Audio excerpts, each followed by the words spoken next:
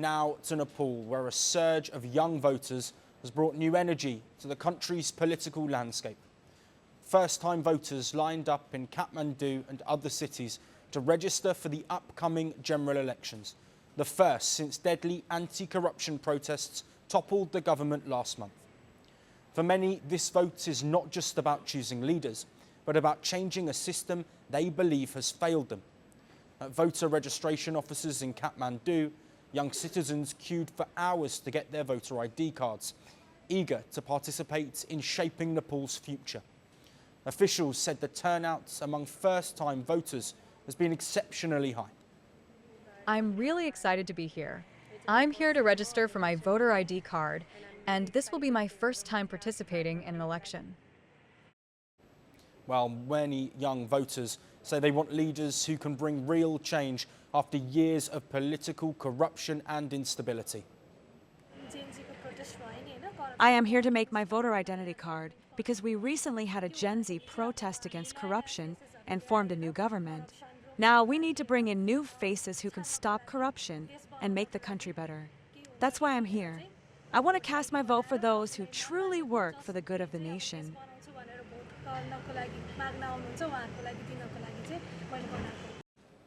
Youth leaders who took part in the protests say the elections are a way to honour those who lost their lives in last month's violence.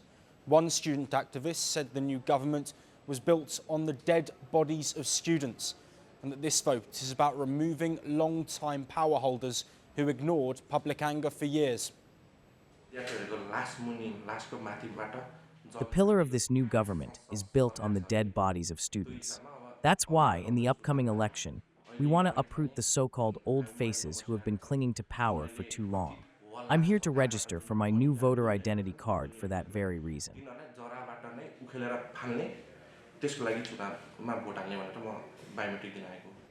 Election officials described the enthusiasm as unprecedented, with voter registration surging in recent days, rising from hundreds to thousands compared to previous polls. It's been just 11 days since voter registration started, and a total of 4,382 people have registered their names as of Monday. The turnout is very high. At other times, we used to register only about 100 people in a single day. Now, the elections are scheduled for March the 5th, 2026, and are being held under the interim leadership of former Chief Justice Sushila Karki, who was appointed Prime Minister after the violent protests forced the previous government to step down. The unrest, triggered by a brief social media ban, quickly escalated into a nationwide movement against corruption and economic hardship, leaving at least 73 people dead and several government buildings destroyed. According to the Election Commission, party registrations will open in mid-November. New political groups seeking to contest must register by November the 15th, while existing parties have until November the 26th. The government has imposed a travel ban on former Prime Minister KP Sharma Oli, who is under investigation for his role in the unrest. However, Oli remains outspoken, recently calling for the reinstatement of the parliament that he claims was unconstitutionally dissolved. Meanwhile, questions persist over whether protesters and youth groups will form a new party or support existing ones. Despite the optimism among the youth, Nepal faces enormous challenges. The World Bank warned that political instability has further weakened the country's fragile economy, where 82% of the workforce is in informal jobs and GDP per capita stands at less than $1,500. Economic growth is expected to fall to 2.1%, worsening frustration among the youth, who see few opportunities at home.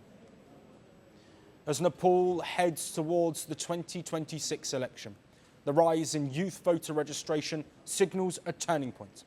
For a generation scarred by alleged corruption and crisis, this election is about more than just politics. It's about reclaiming hope. Nepal's young voters have made one thing clear: change is coming, and they intend to lead it. That's all we have on the show today. We will see you again at the same time tomorrow. Until then, thank you for watching. From breaking news to the day's biggest controversies, shedding light on the world's top headlines. Detailed analysis on the stories that matter the most to you. Catch it all on Spotlight at 6 p.m. India time and 12:30 GMT. Only on Firstpost. Want the facts? The latest developments? News that gets straight to the point. Well, we've got all three just for you. This is Firstpost Live, a brand new show, your window into what really matters. Don't miss it.